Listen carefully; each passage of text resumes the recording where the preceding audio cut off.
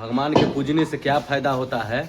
मैं कोई त्योहार नहीं करती, कोई मैं व्रत नहीं करती, तीज भी नहीं करती, सिंदूर भी नहीं लगाई हूँ। और मेरे पति प्रोफेसर रमाकांत ठाकुर जी बिल्कुल हेल्दी और स्वस्थ हैं। मैं ब्राह्मणों से इस व्यवस्था से बहुत दूर हूँ और बहुत सालों से हूँ, मान्यवर जा रहे हैं 2001 से। और आज हमारे सारे बच्चे सफल हैं। 2 बेटियां हैं मेरी जो इंटर कॉलेज में लगी हैं 2 साल पहले। एक का गायघाट में है, वो भी आ जाएगी, और एक मधुबनी में थी, वो भी ट्रांसफर होकर यहाँ आ जाएगी। एक बेटा MBBS कर रहा है। सारे बच्चे सफल है। नहीं है कि हम भगवान को नहीं मानते हैं तो भगवान की वजह से हमारे बच्चे नहीं, सारे बच्चे सफल। परिवार सुखी है, दोनों सर्विस में हैं, ठीक हैं, स्वस्थ हैं, आपके सामने खड़े हैं। तो मन से, ये मन का जो भ्रम है ना, जो आप उधर दे रही है ना, उसे निकाल के फेंकिए। एक शराबी पिता से भी ज्यादा खतरनाक एक पाखंडी माँ होती है। एक शराबी पिता से भी ज्यादा खतरनाक एक पाखंडी अंधविश्वासी माँ होती है। कैसे? कभी भी एक शराबी पिता ये नहीं चाहेगा कि मेरे बच्चे शराबी बने, कभी भी नहीं चाहेगा। लेकिन जो अंधविश्वासी माँ होगी, पाखंड में डूबी हुई माँ होगी, धार्मिक कर्मकांडों में उलझी हुई माँ होगी, वो हमेशा चाहेगी कि मेरे बच्चे भी ऐसा ही बने। इसलिए सबसे ज्यादा जवाबदेही और जिम्मेदारी हम महिलाओं के कंधे पर है। हम क्या देखना चाहते हैं, अपने बच्चों को क्या बनाना चाहते हैं? अपने बच्चों को मजबूत बनाना चाहते हैं, साइंटिफिक अप्रोच वाला बनाना चाहते हैं, या उन्हें हम धार्मिक कर्मकांडों में उलझा करके उन्हें मानसिक रूप से पंगु बनाना चाहते हैं? ये आपको तय करना होगा। कितना अजीब लगता है जब हमसे गाय का गोबर रख के कहा जाता है कि तुम इसे मान लो कि गणेश है। पूजा होता है तो होता है ना। आप समझ सकते हैं कि पढ़ा लिखा व्यक्ति भी कोई गाय का गोबर ला के रख दे और उसे कहे कि मान लो कि गणेश हैं, तो हमारा विवेक कहाँ है? हम कितने विवेकशील हैं? समझ सकते हैं आप कि हम कितने विवेकशील रह गए कि गोबर को रख के कहा जाता है कि मान लो कि गणेश। वहीं पर पहचान हो गई कि आप में विवेक कितना है, आप क्या सोचते हो और क्या नहीं सोच सकते हो, सोचने की क्षमता आपकी कहाँ तक है। मानसिक टेस्ट, वो पैरामीटर,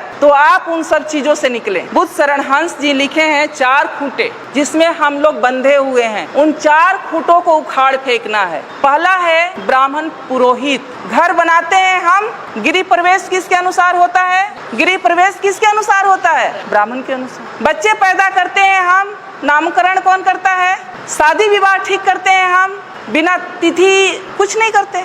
तो वो जानता है, जबकि वो ऐसा है कि वो आपसे हो सकता है कि बिना पढ़ा लिखा ब्राह्मण हो, कुछ नहीं जानता हो, लेकिन वो जैसे नचाएगा आप वैसे नाचेंगे। दूसरा खूंटा है उनके शास्त्र, जो उन्होंने शास्त्र लिखे हैं। वेद है, उपनिषद है, गीता है, महाभारत है, मनुस्मृति है, जिसमें महिलाओं के लिए पता है आप लोग को क्या लिखा है? महिलाएं एक लता की समान है। लता मतलब समझती हैं, जो ये बेल होती है, बेल, तुरई की बेल होती है, लौकी की बेल होती है, उसके समान है। यानी उसमें कोई दम नहीं होता है, कोई शक्ति नहीं होती है, उसको ऊपर चढ़ने के लिए सहारे की जरूरत होती है। उसी तरह से महिलाओं को माना है कि महिलाएं एक लता के समान है, जिसे बचपन में पिता के अधीन, युवावस्था में पति के अधीन और वृद्धावस्था में पुत्र के अधीन रहना चाहिए। आगे कहता है कि महिलाएं नरक की द्वार हैं। कितनी गालियां दी गई है। तीसरा है उनके त्योहार। मैंने अभी कहा कि त्योहार का मतलब होता है तुम्हारी हार, यानी हम जो भी त्योहार मनाते हैं, अगर उसका सही तरीके से विश्लेषण किया जाए तो हम अपने महापुरुषों के हार का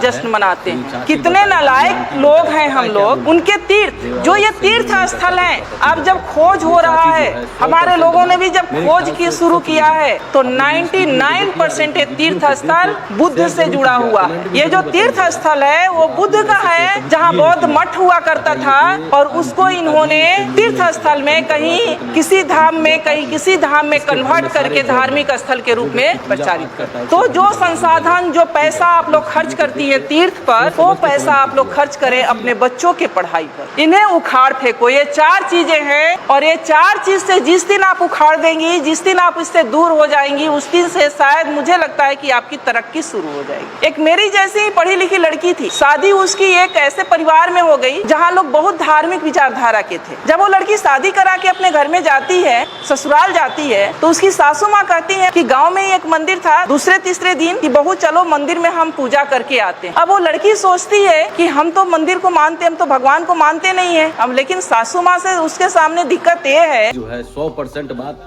मेरे ख्याल से सच बोली है। आप लोग इस वीडियो को देखिए और इस वीडियो को देख के शेयर जरूर कीजिएगा, कमेंट भी जरूर बताइएगा जो आप लोग ऐसे कभी किए हैं कि नहीं। बताइए, ये आंटी कभी सिंदूर नहीं किया, कभी करवा चौथ नहीं किया, कभी पूजा पाठ नहीं किया, इसके घर में सारे जॉब में है, और जो व्यक्ति पूजा पाठ करता है उसके घर में कंगाली धले हुए। ठीक है, तो आप लोग इस वीडियो को देख के सोच समझ के कमेंट कीजिएगा।